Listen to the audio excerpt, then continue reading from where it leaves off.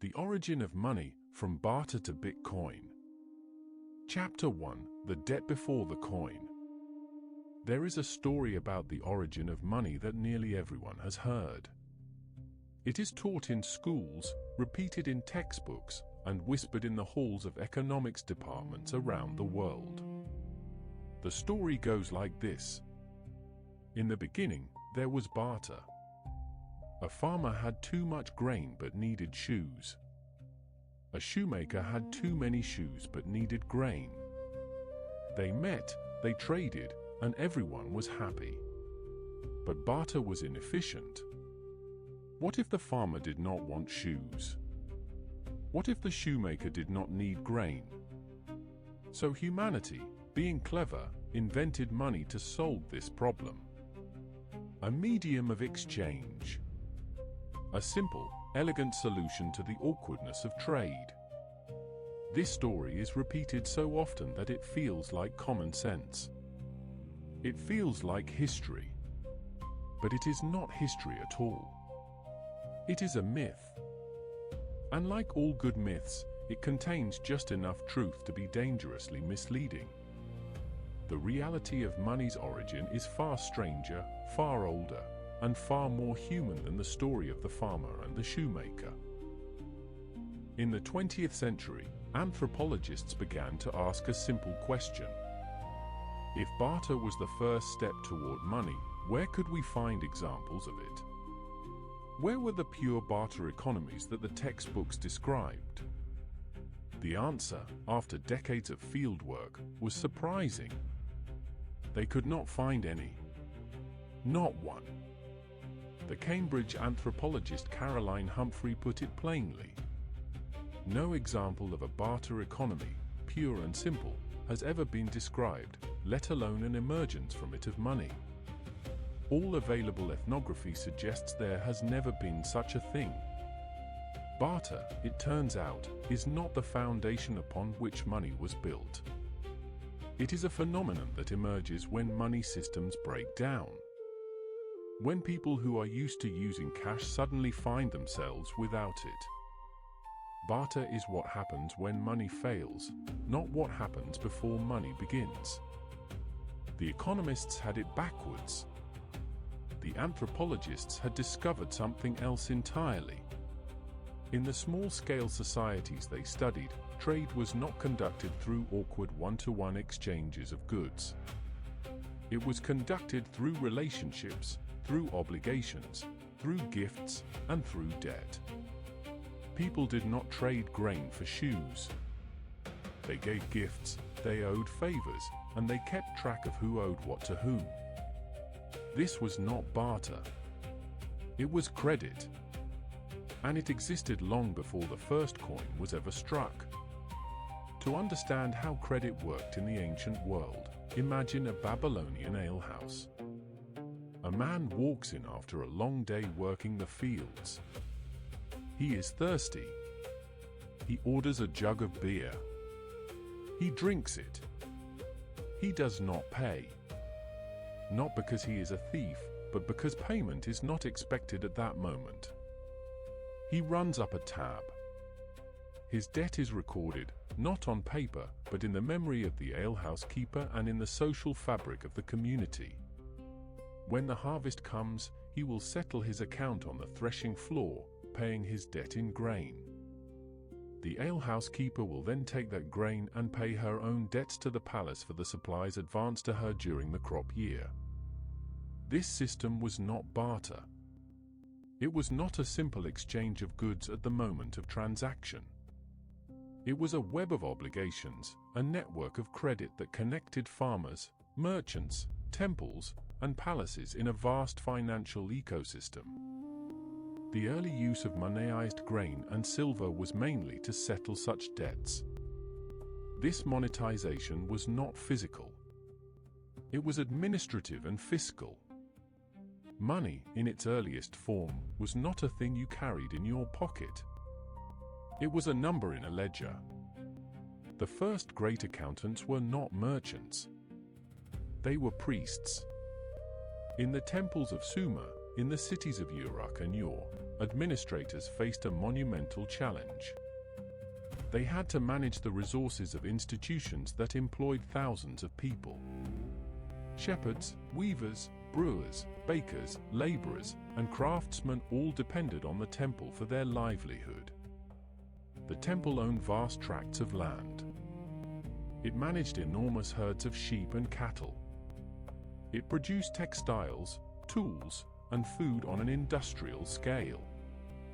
To manage this complex economy, the temple administrators needed to plan ahead. They needed to know how much grain would be harvested, how much wool the flocks would produce, how many workers would be needed at each stage of the production cycle. They needed to track the flow of resources through their workshops and storehouses. And to do this, they needed a system of accounting.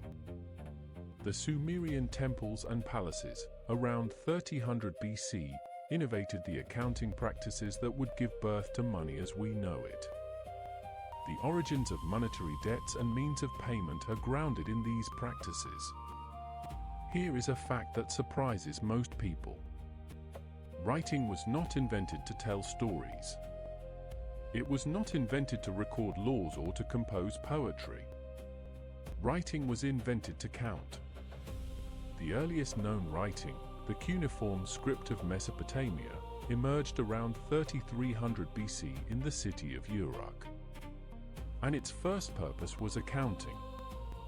The earliest clay tablets are filled not with epic tales, but with pictograms representing agricultural products, animals, and units of measurement. A scribe might record that 30 measures of barley were delivered to the temple on the 12th day of the month. Each symbol was a kind of accounting shorthand. The ancestor of a spreadsheet. The first written records in human history are not literature. They are receipts. They are loan contracts. They are records of debt. The Mesopotamian civilization developed a large-scale economy based on commodity money. The shekel was the unit of weight and currency, first recorded around 2150 BC, nominally equivalent to a specific weight of barley. The Sumerian system was built on two key commodities: grain and silver. Grain was the unit of account for the agricultural economy. It was used to calculate values, to measure labor time, and to settle debts within the temple and palace system. Silver was the means of payment for taxes, for fees, and for long-distance trade. The temples fixed exchange rates between barley and silver and other important commodities. This enabled payment using any of them. But here is the crucial point. The silver was not coined. It was not stamped with any official mark. It was not cash in the modern sense. It was bullion, measured by weight, not by count. The shekel was a weight, approximately 11.5 grams of silver. And 1 shekel of silver could buy a fattened sheep in the city of Assur around 2000 BC. Silver circulated in chunks, in bars, in fragments, weighed out at each transaction according to the local standard. This was money, but it was not coinage. It was a system of weights and measures, administered by the temples and palaces, used to denominate obligations and to allocate resources. By the end of the 3rd millennium, royal proclamations had established the use of silver money as a tool to allocate the flow of resources and leasing of productive assets. The Sumerian system was, in effect, a bimonetary standard. Debts were calculated in silver but could be paid in barley or other commodities at fixed exchange rates. This gave the system remarkable flexibility. A farmer who owed a debt in silver could pay it in grain at harvest time. A merchant who needed to settle an account could use silver, or barley, or textiles, or any other commodity with a fixed value. The temples and palaces managed this system with extraordinary administrative precision. They kept detailed records of every transaction. They enforced contracts. They collected debts. The scale on which these large institutions operated required forward planning to schedule and track the flow of food and raw materials through their fields and workshops. The first need was to assign standardized values to key commodities. This problem was solved by creating a grid of administered prices, set in round numbers for ease of computation and account keeping. By the time of Hammurabi, the sixth king of Babylon, around 1760 BC, this system had evolved into a sophisticated legal framework. The Code of Hammurabi, the best-preserved ancient law code, laid out strict rules on loans, interest rates, and collateral. Earlier collections of laws, including the Code of Yonamo around 2050 BC and the Code of Lipitishta around 1870 BC, had already formalized the role of money in civil society. These law codes set amounts of interest on debt, fines for wrongdoing, and compensation in money for various infractions of formalized law. Money was no longer just an accounting tool. It was an instrument of justice, a way to measure value, to settle disputes, and to maintain social order. The temples and palaces had created a system that could track obligations across vast networks of people, across seasons, across generations. They had invented money, not as a medium of exchange, but as a system of credit, a technology of trust, a way to manage the future. And so we arrive at a profound realization. Money did not begin with the coin. It began with the tablet. It began with the scribe, not the merchant. It began with the need to track debts, not the desire to trade. For thousands of years before the first coin was struck in Lydia, the people of Mesopotamia were using a sophisticated system of credit, accounting, and administered prices to manage their economy. They were using money, not as a physical object, but as a unit of account. A way to measure value. A way to record obligations. A way to plan for the future. The coins that would eventually emerge in the kingdom of Lydia around 600 BC were not the invention of money. They were a refinement, a technological solution to a specific problem: how to pay armies of professional soldiers who were neither trustworthy nor local, and who could not be trusted with credit. The coin was a tool of war, not a tool of trade. The real origin of money is not the story of the farmer and the shoemaker. It is the story of the scribe and the temple. It is the story of debt. And it begins not with the invention of the coin, but with the invention of the tablet. Chapter 2: The First Metals and the First Coins. In the previous chapter, we traced the origins of money to the clay tablets of Mesopotamia, where scribes recorded debts and obligations in grain and silver. But that system, for all its sophistication, had a limitation. It required trust. It required institutions.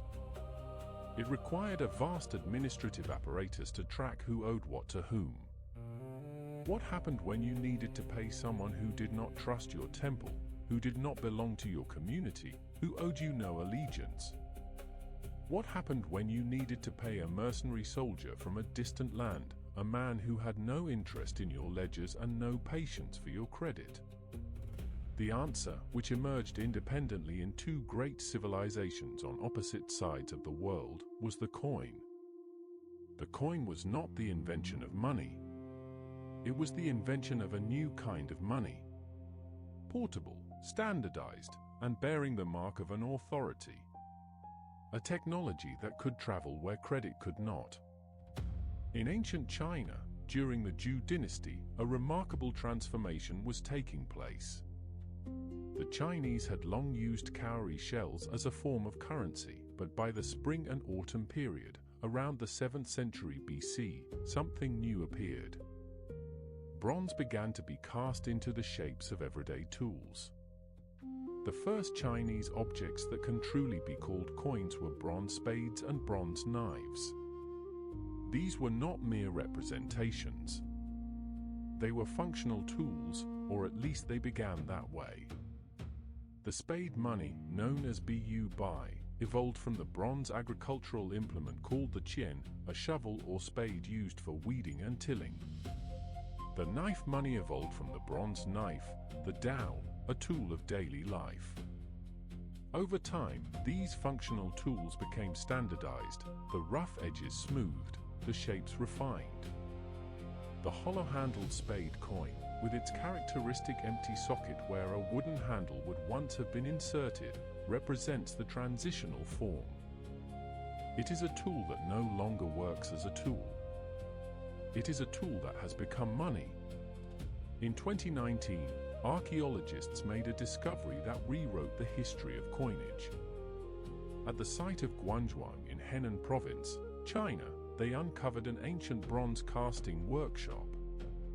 Inside, they found clay molds for casting spade coins, the finished coins themselves, and the distinctive core fragments used in the casting process.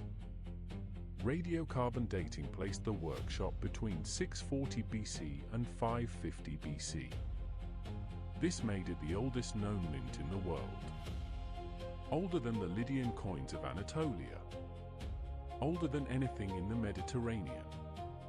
The Guangzhou workshop was a fully operational, standardized coin production facility. The coins it produced were not of uniform weight, that refinement would come later, but they were clearly a form of money, a cast bronze object that could be exchanged for goods and services. The Chinese were casting coins while the Lydians were still weighing their lumps of electrum. This fact alone should remind us that the history of money is not a single story with a single origin. It is a story of parallel invention, of human ingenuity responding to similar problems in different places. From its origins in the royal and aristocratic centers of the Zhou dynasty, spade money spread across the Chinese heartland. It became the dominant currency of the Central Plains, the region along the Yellow River that was the cradle of Chinese civilization.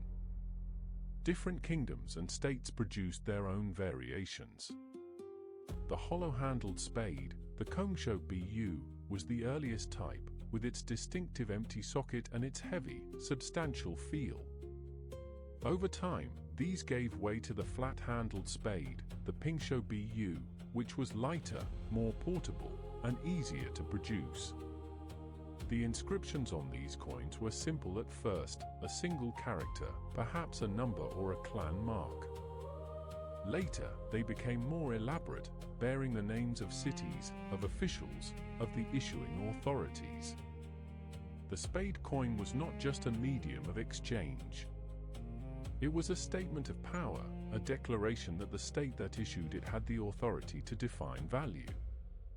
In the Warring States period, between the 5th and 3rd centuries BC, the use of coinage expanded dramatically. Different regions developed their own preferences. The states of Jin and Zhou favored the spade. The states of Qi and Yang favored the knife. The coin was becoming an instrument of identity as much as an instrument of commerce.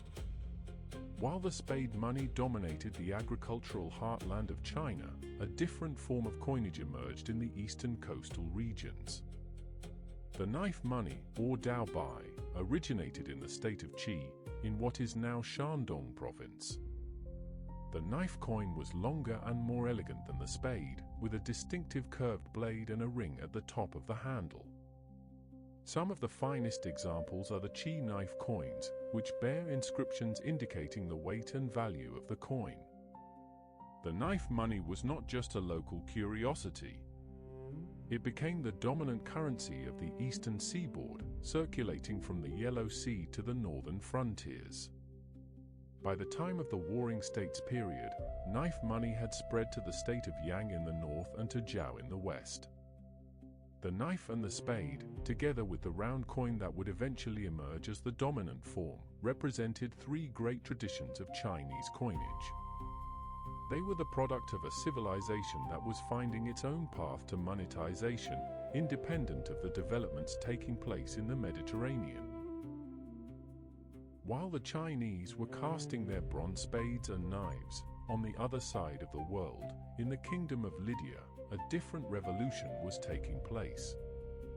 Lydia was a wealthy kingdom in western Anatolia, in what is now Turkey. It was a land of fertile valleys, of powerful kings, and of one extraordinary natural resource, the river Pactolus. The Pactolus flowed down from the mountains of Tmolus, carrying with it grains of gold and silver washed from the hills. These grains were not pure gold, nor pure silver. They were a natural alloy, a mixture of the two metals that the Greeks called electron and that we know as electrum. The Lydians, who were famous in the ancient world for their wealth and their skill in metallurgy, began to experiment with this material. They collected the electrum from the river. They melted it.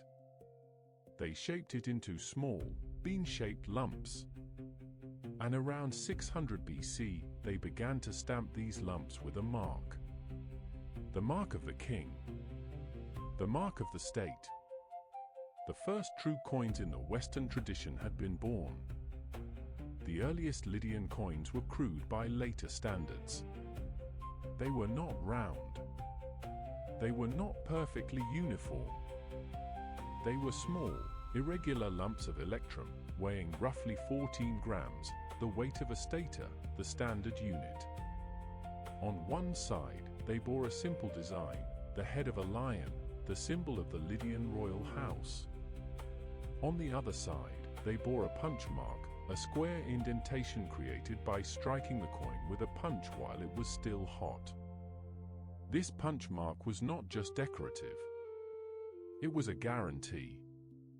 It was the signature of the king, the assurance that this piece of metal contained a specific weight of electrum. The punch mark was the first form of quality control in the history of coinage. The lion was the first brand. The Lydian coins were not just money.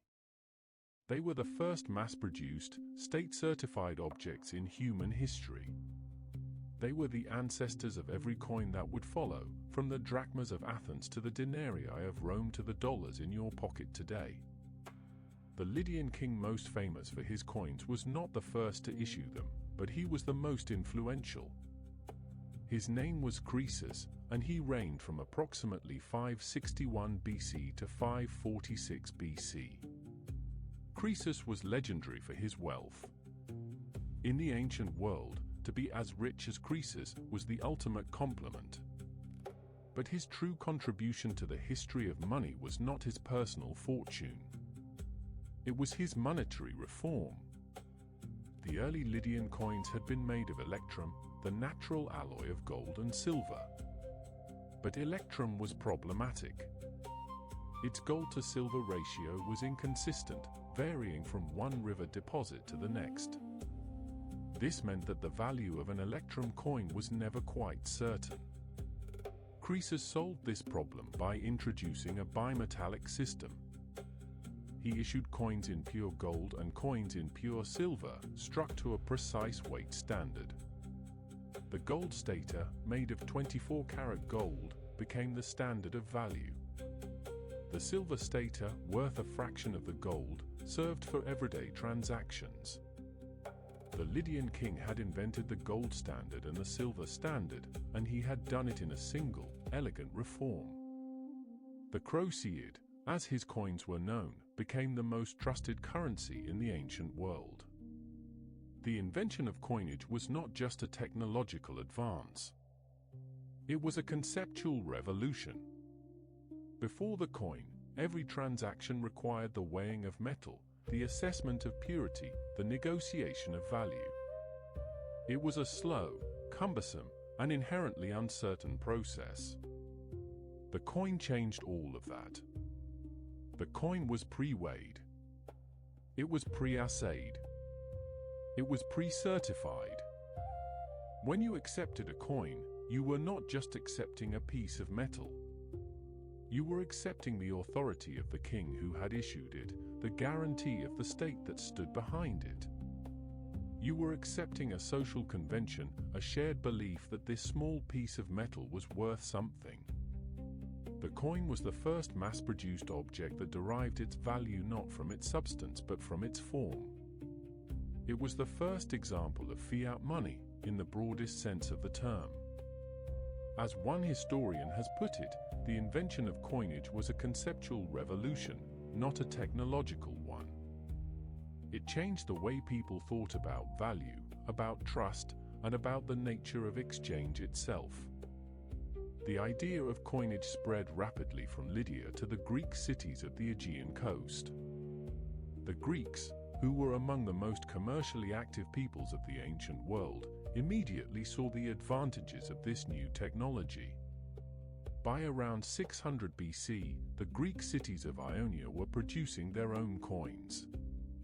Within a century, coinage had spread across the Aegean, to the Greek mainland, to the islands, and to the Greek colonies of southern Italy and Sicily. The Greeks were not content to simply copy the Lydian model. They innovated. They introduced new designs, new denominations, and new standards. The Athenian owl, the turtle of Aegina, the ear of wheat of Mesopotamia, these became the symbols of Greek coinage, recognizable across the Mediterranean world. The Greeks also introduced the practice of putting the portrait of a living ruler on a coin, a practice that would become standard in the Hellenistic and Roman periods. The coin was no longer just a tool of commerce. It was a medium of propaganda, a way for rulers to project their image across their realms. The Romans, who would eventually come to dominate the Mediterranean, were latecomers to the world of coinage. Rome had no true coinage of its own until the 3rd century BC. For centuries, the Romans had used rough, unworked lumps of bronze, known as aes rude, that had to be weighed at every transaction. The very word for money in Latin, pecunia, derived from pecus, meaning cattle. This suggests that, like the Sumerians before them, the Romans had once reckoned value in terms of livestock.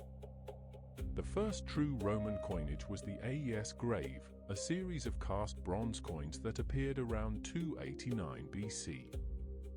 These were heavy, substantial coins, stamped with the image of the two-faced god Janus on one side and the prow of a ship on the other.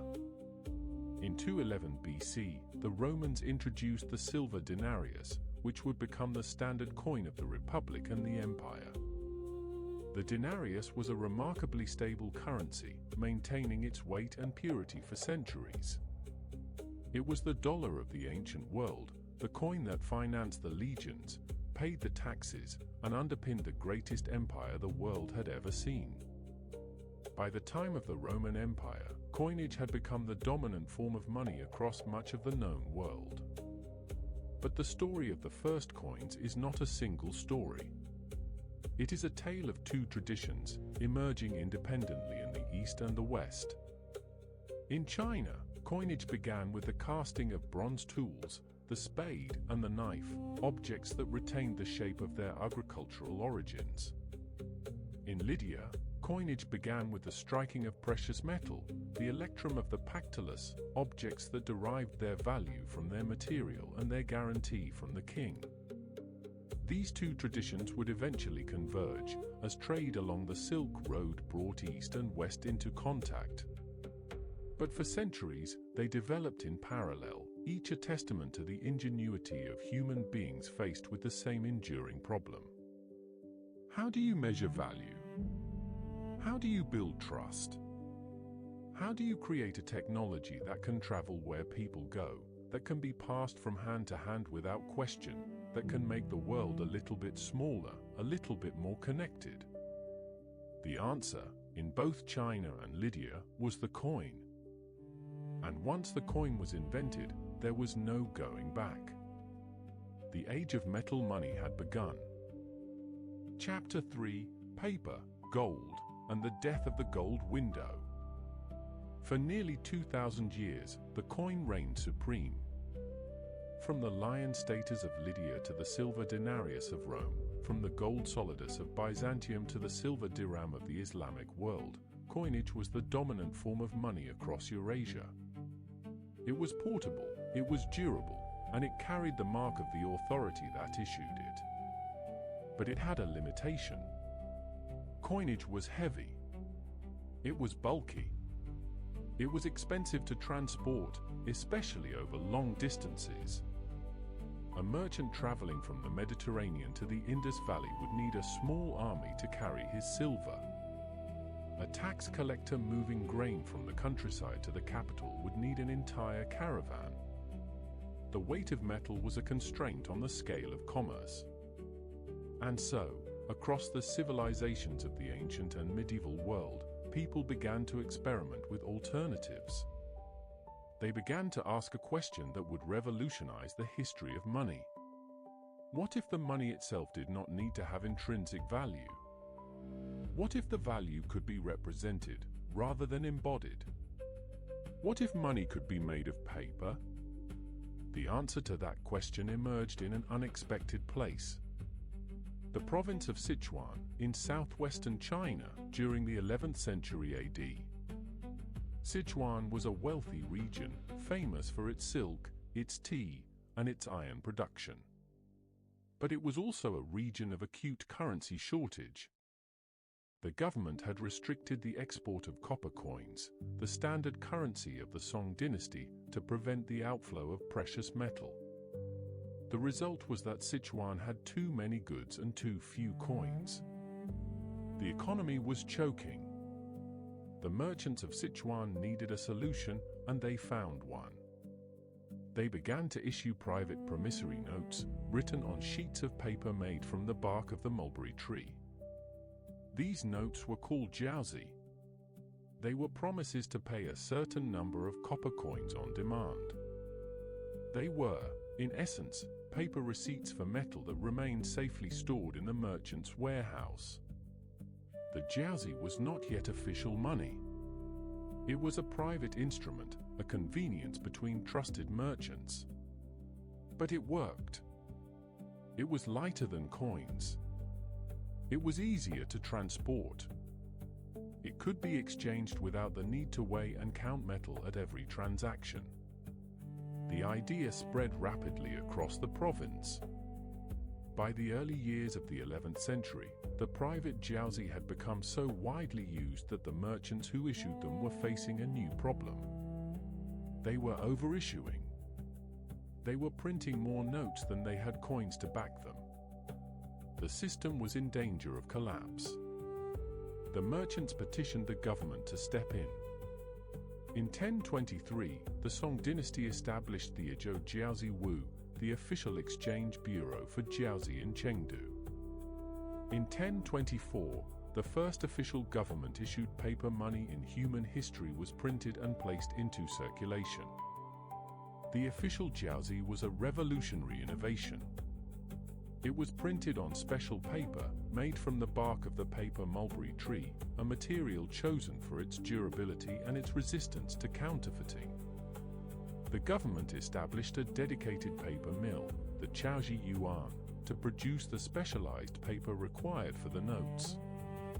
The notes were printed using carved wooden blocks, an early form of printing press. They bore complex designs, official seals, and serial numbers. They were, in every sense, a modern currency, except that they were made of paper. The official jiaozi was the first state-issued, government-backed, widely circulating paper money in the history of the world. The jiaozi was a brilliant innovation, but it was not a permanent solution. The Song government, like the private merchants before them, discovered the temptation of the printing press. When the treasury needed funds, it printed more notes. When the military needed to be paid, it printed more notes. When the empire faced a fiscal crisis, it printed more notes. The result, predictably, was inflation. The value of the jiaozi declined. The people lost confidence. By the end of the Southern Song Dynasty, the paper currency had become virtually worthless. The Mongols, who conquered China in the 13th century, attempted to revive the paper currency system under Kublai Khan. They issued a new paper currency, the Chow, which was accepted throughout the vast Mongol Empire. Marco Polo, visiting China in the late 13th century, was astonished by the sight of paper money. He described it in detail in his travels, but his European readers dismissed his account as fantasy. They could not imagine a currency made of paper. The Mongol paper money, like the Song Dynasty before it, eventually collapsed under the weight of overissuance. The lesson of Chinese paper money was clear. Paper currency was a powerful tool, but it required discipline. Without discipline, it was a recipe for disaster. While the Chinese were experimenting with paper money, the Europeans remained wedded to metal. The reason was simple. Europe was a continent of competing kingdoms and city-states. There was no single authority powerful enough to enforce the acceptance of paper currency across a wide territory. The European economies were also relatively primitive compared to the sophisticated commercial networks of Song China. Trade was local, not interregional. The need for a portable, high-value currency was less acute. But the European attitude toward paper money began to change in the 17th century. The Dutch, the Swedes, and the English all began to experiment with banknotes. These were not government-issued currencies. They were private notes issued by banks, promises to pay a certain amount of gold or silver on demand. The first European banknotes were issued by the Bank of Sweden in 1661, but the most famous and influential early European bank was the Bank of England, founded in 1694. The Bank of England was founded for a very specific purpose, to raise money for the English government to wage war against France. The government needed £1.2 million to fund its military campaign. It approached a group of London merchants and financiers, who agreed to lend the money in exchange for a royal charter allowing them to operate as a bank. The subscription was raised in just 11 days, from 1,268 individual investors. The Bank of England was formally established by royal charter on the 27th of July, 1694. It was, at its founding, a private bank owned by its shareholders. But it was also the government's banker. It managed the national debt. It issued banknotes that were convertible into gold on demand. And over time, it became the model for central banks around the world. The Bank of England pioneered the concept of a note-issuing bank that was both private and public, both commercial and sovereign. It was the first modern central bank, and its banknotes became the most trusted paper currency in the world. The Bank of England was not the first bank to issue paper money, but it was the first to do so with such discipline, such credibility, and such lasting success. Not everyone who experimented with paper money in the 18th century was as prudent as the Bank of England. The cautionary tale of the era is the story of John Law, a Scottish financier, gambler, and convicted murderer. Law had fled Scotland after killing a man in a duel. He had spent years traveling across Europe, studying the financial systems of the continent. He became convinced that the economic stagnation of France was caused by a shortage of money. He believed that paper money, backed by land and credit, could unlock the productive potential of the nation. In 1716, Law convinced the French government to allow him to establish a private bank, the Banque Générale, which could issue paper money. The banknotes were convertible into gold and silver on demand, and they were widely accepted. Law then acquired the Mississippi Company, a trading company with rights to the vast French territories in North America. He merged the bank with the company, creating a massive financial conglomerate. He issued shares in the company, and the shares soared in value. The French public, caught up in the frenzy, poured their savings into Law's scheme. The word millionaire entered the French language during this period, a testament to the fortunes being made. But the scheme was built on sand. Law had issued far more paper money than he had metal to back it. The shares of the Mississippi Company were vastly overvalued. When investors began to lose confidence, the panic was swift and devastating. The share price collapsed. The paper money became worthless. The French economy was thrown into chaos. Law fled France in disgrace, dying in poverty in Venice a few years later. The Mississippi Bubble, as it came to be known, was one of the greatest financial disasters of the 18th century. It was a stark warning of the dangers of paper money unbacked by real assets. It was also a reminder that paper money, for all its convenience, was only as valuable as the trust people placed in it.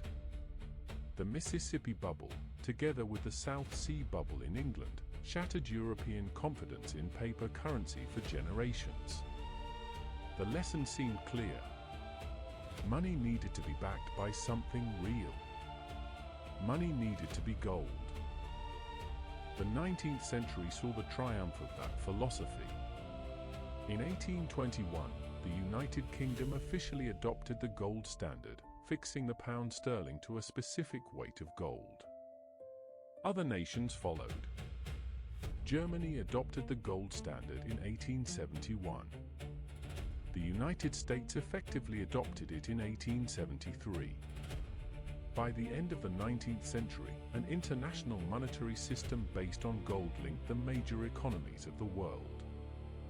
The classical gold standard, which lasted from approximately 1870 to 1914, was a system of remarkable stability. Each country pegged its currency to gold at a fixed rate. International exchange rates were fixed. The money supply was constrained by the available supply of gold, which prevented governments from inflating their currencies through excessive printing. The gold standard provided a stable framework for international trade and investment. It facilitated the expansion of global commerce. It was the financial backbone of the Victorian era, the age of the Pax Britannica. But the gold standard had a fatal flaw. It was rigid. The money supply could not expand to meet the needs of a growing economy unless new gold was discovered. And the system depended on the credibility of the central banks that administered it. When that credibility faltered, the system could not survive. The First World War shattered the gold standard. The belligerent nations needed to finance their war efforts. They could not afford to be constrained by the limited supply of gold. They suspended convertibility. They printed paper money. The gold standard was effectively dead. After the war, the major powers attempted to restore the gold standard, but the world had changed.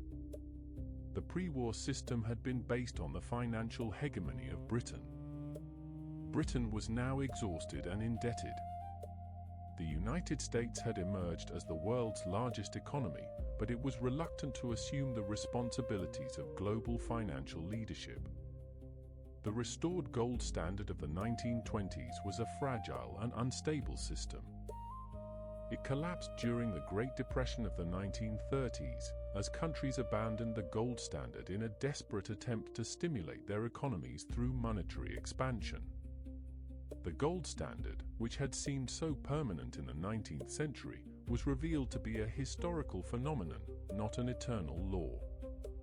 It was a system that had worked under specific conditions, and those conditions no longer existed. The Second World War brought a new international order. In July 1944, as the war was still raging, representatives of 44 nations gathered at a resort hotel in Bretton Woods, New Hampshire.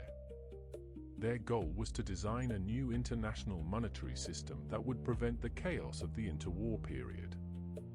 The system they created was a compromise between the British vision, championed by John Maynard Keynes, and the American vision, championed by Harry Dexter White. The American vision prevailed. The new system, known as the Bretton Woods system, was based on the dollar. The dollar was pegged to gold at $35 per ounce. Other currencies were pegged to the dollar at fixed rates. The dollar was, in effect, as good as gold. The United States, as the guardian of the system, promised to redeem dollars for gold on demand. The Bretton Woods system created a new international monetary order. It provided stability and predictability for global commerce. It facilitated the reconstruction of Europe and Japan. It underpinned the longest period of economic expansion in modern history. But it also contained the seeds of its own destruction. The problem with the Bretton Woods system was identified by a Belgian economist named Robert Triffin. Triffin pointed out a fundamental contradiction. The system required the United States to run balance of payments deficits in order to supply the world with dollars, which were needed as international reserves. But if the United States ran persistent deficits, confidence in the dollar would eventually erode. Foreign central banks would begin to doubt that the United States could maintain the $35 per ounce gold price. They would start to redeem their dollars for gold. The United States would face a gold drain. The system would collapse. Triffin's analysis proved prophetic. By the 1960s, the United States was running large deficits, driven by the cost of the Vietnam War and the Great Society programs. The supply of dollars abroad was growing rapidly.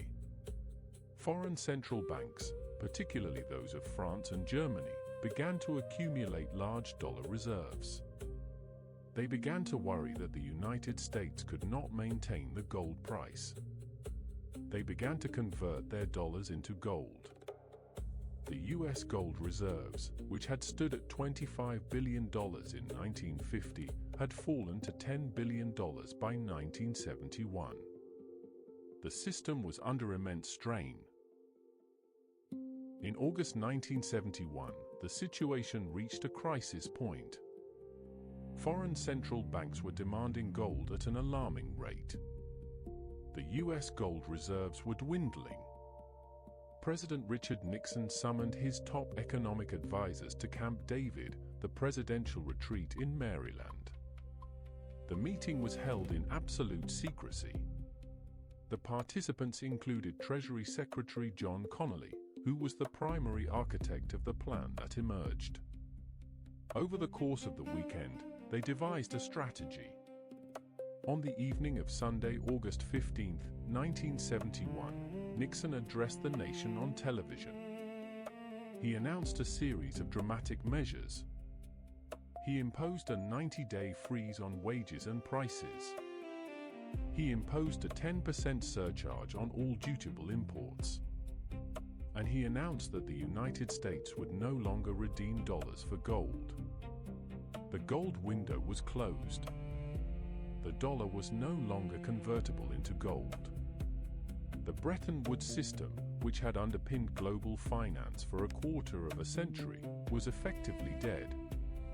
The Nixon shock, as it came to be known, was one of the most significant economic events of the 20th century. It marked the end of the gold standard. It marked the beginning of the modern era of fiat money.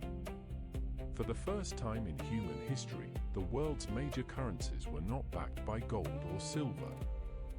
They were backed by nothing but the trust and credit of the governments that issued them. The immediate effects of the Nixon shock were dramatic. The dollar depreciated against other major currencies. The gold price, which had been fixed at $35 per ounce for nearly 3 decades, rose to over $40 per ounce within months. The Smithsonian Agreement of December 1971 attempted to salvage the Bretton Woods system by devaluing the dollar and widening the bands within which currencies could fluctuate. But the system was beyond repair. By 1973, the major currencies had floated freely against each other. The era of fixed exchange rates was over. The Bretton Woods system was gone. The end of the gold standard was a watershed moment in the history of money. For thousands of years, money had been tied to something physical. First grain, then silver, then gold. The value of money had been anchored in the tangible, the measurable, the finite. The Nixon shock severed that link. Money became purely abstract, purely social, purely a matter of trust. The transition was not without its challenges. The 1970s were a decade of inflation, of economic turbulence, of uncertainty. But the new system also offered flexibility. Governments could now manage their economies through monetary policy without being constrained by the supply of gold. The fiat money system, for all its flaws, enabled the unprecedented economic growth of the past half-century. The story of money, from the clay tablets of Mesopotamia to the paper notes of Sichuan to the gold-backed dollars of Bretton Woods, had reached its culmination. Money was no longer a thing. It was an idea. And ideas, as history has shown, are far more powerful than any metal. Chapter 4: The Digital Frontier, Bitcoin and Beyond. In the autumn of 2008, the global financial system was in free fall. Lehman Brothers, a bank with assets of over $600 billion, had collapsed on September the 15th. The American government had been forced to rescue the insurance giant AIG with a staggering $85 billion bailout. Stock markets around the world had plunged. Millions of people had lost their pensions, their savings, their homes. The institutions that had promised to safeguard the world's wealth, the banks, the central banks, the regulators, had been revealed as fallible, reckless, and in some cases, corrupt. The people had lost trust. And in the midst of this chaos, on October the 31st, 2008, an anonymous figure published a 9-page document to a cryptography mailing list. The document was titled Bitcoin, a peer-to-peer electronic cash system. Its author was listed as Satoshi Nakamoto, a name no one had ever heard before. The white paper proposed something audacious. A currency that did not require banks. A currency that did not require governments. A currency that was not backed by gold, or silver, or the promise of a central bank, but by mathematics. By cryptography. By trust in code rather than trust in institutions. Satoshi Nakamoto did not emerge from nowhere. The Bitcoin white paper was the culmination of decades of thinking within a subculture known as the cypherpunk movement. In the 1990s, a loose community of cryptographers, computer scientists, and privacy advocates had been dreaming of digital cash. They imagined a world where individuals could transact with one another without the surveillance of governments or the intermediation of banks. They had built experiments. DigiCash, created by the Dutch cryptographer David Chaum, had attempted to create an anonymous digital currency in the 1990s. It had failed. E-gold, a digital currency backed by physical gold, had been shut down by the US government. The cypherpunks had the vision, but they lacked the technology. The problem was a simple one. How do you prevent someone from spending the same digital coin twice? In the physical world, when you hand someone a coin, you no longer have it. In the digital world, a file can be copied infinitely. The problem of double spending had defeated every previous attempt at digital cash. Satoshi Nakamoto solved this problem with an elegant piece of engineering. The solution was called the blockchain. The blockchain is, at its simplest, a public ledger. Every transaction that has ever occurred on the Bitcoin network is recorded in this ledger. The ledger is not stored in a single location. It is distributed across thousands of computers, known as nodes, spread across the world. When a transaction occurs, it is broadcast to the network. The nodes verify that the transaction is valid, that the sender has the funds, that the coins have not been double spent. Verified transactions are grouped together into a block. Each block is cryptographically linked to the block that came before it, forming a chain. To alter a transaction in an earlier block, an attacker would have to alter every subsequent block, and they would have to do so on the majority of the nodes simultaneously. This is computationally impractical, essentially impossible. The blockchain makes fraud prohibitively expensive. It creates a system of trust without a trusted third party. It is, in the words of its creator, a peer-to-peer electronic cash system that allows online payments to be sent directly from one party to another without going through a financial institution. The white paper was published on October 31, 2008. The world was reeling from a financial crisis triggered by the collapse of the United States housing market, an event that would later be known as the Great Recession. Satoshi's timing was impeccable. On January 3, 2009, Satoshi Nakamoto mined the first block of the Bitcoin blockchain.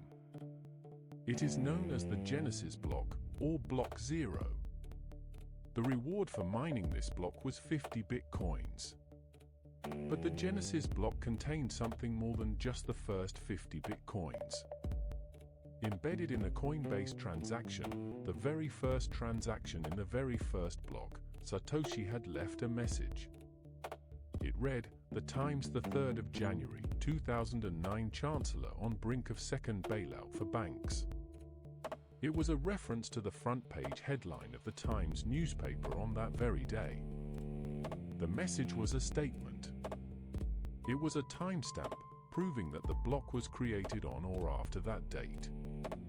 But it was also a political declaration. Satoshi was pointing to the failure of the existing financial system. The banks, which had caused the crisis, were being bailed out yet again. Satoshi was offering an alternative. A currency that did not need to be bailed out. A currency that did not need banks at all. The Bitcoin network was now live. The experiment had begun. Satoshi did not send the email announcing Bitcoin until January the 9th, when the first open-source Bitcoin client was released. But the Genesis block had been mined. The first Bitcoins had been created. The digital frontier was open. The Bitcoin network existed, but it had no value. It was a curiosity, a toy for cryptography enthusiasts. The first Bitcoins were mined by Satoshi and a small group of early adopters. The first transaction between two individuals occurred when Satoshi sent 10 Bitcoins to Hal Finney, a renowned cryptographer and one of the earliest supporters of the project. Finney had downloaded the Bitcoin software on the day it was released. He had mined the first blocks alongside Satoshi. The transaction was a test, a proof of concept. It worked. Bitcoins could be sent from one person to another without a bank, without a middleman, without any central authority. The system functioned exactly as Satoshi had designed it. But still, Bitcoin had no price. It was a closed loop. It had no connection to the world of traditional money. That would change in 2010, when the first recorded price of Bitcoin was established on the BitcoinTalk forums at a value of $0.003 per Bitcoin. The price was not set by an exchange. It was set by individuals negotiating with one another in an online forum. It was the birth of a market. A market that, at that moment, valued the entire Bitcoin network at a few $1,000s. No one could have predicted what was to come. On May 18, 2010, a Florida-based programmer named Laszlo Hanieks posted a message on the BitcoinTalk forum. He was a Bitcoin Core contributor and an early mining pioneer. His request was simple, almost playful. He offered 10,000 Bitcoins to anyone who would order him 2 large pizzas. It took 4 days for someone to take him up on the offer. On May the 22nd, a fellow user named Jerkos ordered 2 Papa John's pizzas for Hanieks, paying $25. Hanieks transferred 10,000 bitcoins in exchange. At the time, the bitcoins were worth approximately $41. It was the first documented real-world transaction using Bitcoin. Hanieks had proven that Bitcoin could be used to buy something tangible, something as ordinary as a pizza. The transaction is now celebrated every year as Bitcoin Pizza Day. The 10,000 bitcoins that Hanieks spent on 2 pizzas would be worth over $1 billion at Bitcoin's peak. Hanieks has said he does not regret the transaction. He sees it as a necessary step in Bitcoin's journey from curiosity to currency. But the Pizza Day transaction remains the most expensive meal in human history. It is a reminder of the extraordinary volatility of this new form of money, and of the difficulty of valuing something that has no precedent, no anchor, no historical guide. As Bitcoin grew, it attracted attention from unexpected quarters. In February 2011, a young American named Ross Ulbricht launched an online marketplace called the Silk Road. The Silk Road was a dark website, accessible only through the anonymizing network Tor. It was a marketplace for illegal goods, drugs, counterfeit documents, hacking services. And its currency of choice was Bitcoin. Bitcoin was perfect for the Silk Road. It was pseudonymous. Transactions could not be easily traced. It was outside the control of any government or bank. The Silk Road grew rapidly.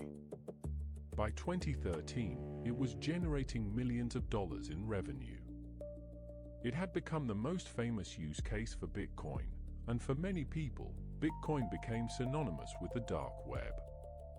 The association was damaging, but it also demonstrated Bitcoin's utility. It proved that Bitcoin could function as a medium of exchange, even for transactions that the authorities wanted to stop. The Silk Road would eventually be shut down by the FBI in October 2013. Ulbricht was arrested and later sentenced to life in prison. The authorities seized approximately 173,991 bitcoins, worth over $33.6 million at the time. It was the largest Bitcoin seizure in history.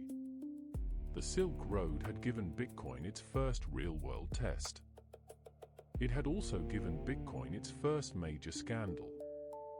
The association with the dark web would haunt Bitcoin for years, but it also proved that this new form of money was real, that it worked, and that it was powerful enough to attract the attention of governments around the world. The Silk Road shutdown was not the only crisis to hit Bitcoin in 2013 and 2014. The Mt. Gox exchange, which at its peak handled over 70% of all Bitcoin transactions, had been experiencing problems for years. Mt. Gox was based in Tokyo. It had been founded in 2010 by a programmer named Jed McCaleb, who had sold it to Mark Karpels in 2011. Karpels was an inexperienced and overwhelmed manager. The exchange's infrastructure was fragile. It had been hacked multiple times over the course of several years. The attackers had exploited a vulnerability known as transaction malleability, manipulating transaction data to steal bitcoins from the exchange. In February 2014, Mt. Gox froze all withdrawals. The exchange filed for bankruptcy protection. It announced that it had lost 850,000 bitcoins, worth nearly $500 million. The Bitcoin price plunged. Confidence in the entire ecosystem was shaken. The Mt. Gox collapse was a devastating blow. It revealed the fragility of the infrastructure on which Bitcoin depended. It showed that while the Bitcoin network itself was secure, the exchanges that enabled people to buy and sell bitcoins were not. The Mt. Gox disaster was a painful lesson in the importance of security, of regulation, and of the need for robust financial infrastructure. It was also a reminder that Bitcoin, for all its technological sophistication, was still a young and vulnerable experiment. Despite the Mt. Gox disaster, Bitcoin survived. It continued to grow. The network became more secure. More exchanges were established. More people bought Bitcoins. By 2017, the stage was set for a spectacular bull run. At the beginning of the year, Bitcoin was trading at around $1,000. By December, it had reached nearly $20,000. It was a 20-fold increase in a single year. The surge pushed Bitcoin into global headlines. It attracted millions of new participants. It created a frenzy of speculation. People who had never heard of Bitcoin a year earlier were now investing their life savings. The mainstream media covered the story obsessively. Financial institutions scrambled to understand the phenomenon. On December the 18th, 2017, Bitcoin was listed on the Chicago Mercantile Exchange, one of the world's oldest and most prestigious financial institutions. It was a moment of validation. Bitcoin had arrived on Wall Street. The price surged to an all-time high of nearly $20,000. Then, just as quickly as it had risen, it fell. Within a week, Bitcoin had lost 40% of its value. The crash was brutal. It wiped out billions of dollars in value. It left countless investors with heavy losses. The 2017 bull run and subsequent crash was a classic speculative bubble, reminiscent of the tulip mania of the 17th century, the Mississippi bubble of the 18th, and the dot-com bubble of the 1990s. Bitcoin had become a financial phenomenon. It had also become a cautionary tale. Throughout all of this, the identity of Satoshi Nakamoto remained a mystery. Satoshi had been active in the early days of Bitcoin, posting on forums, responding to emails, and updating the software. But in December 2010, Satoshi posted for the last time. Satoshi then vanished. The emails stopped. The forum posts ceased. The software updates were taken over by other developers. Satoshi Nakamoto had disappeared as mysteriously as they had appeared. The identity of Satoshi Nakamoto is one of the greatest unsolved mysteries of the digital age. Many individuals have been proposed as the real Satoshi. Hal Finney, the cryptographer who received the first Bitcoin transaction, was a leading candidate, but he died in 2014. Other candidates include the computer scientist Nick Szabo, the cryptographer Adam Back, and the entrepreneur Dorian Nakamoto, who was wrongly identified by a journalist in 2014. The New York Times has conducted investigations. Various researchers have analyzed the writing style, the timestamps, and the coding patterns. No one has been able to prove conclusively who Satoshi was. Some believe Satoshi was a single individual. Others believe Satoshi was a group. Some believe Satoshi is still alive. Others believe Satoshi is dead. The mystery endures. But perhaps that is fitting. Satoshi Nakamoto created a currency that does not require trust in individuals. Satoshi removed themselves from the system they had created.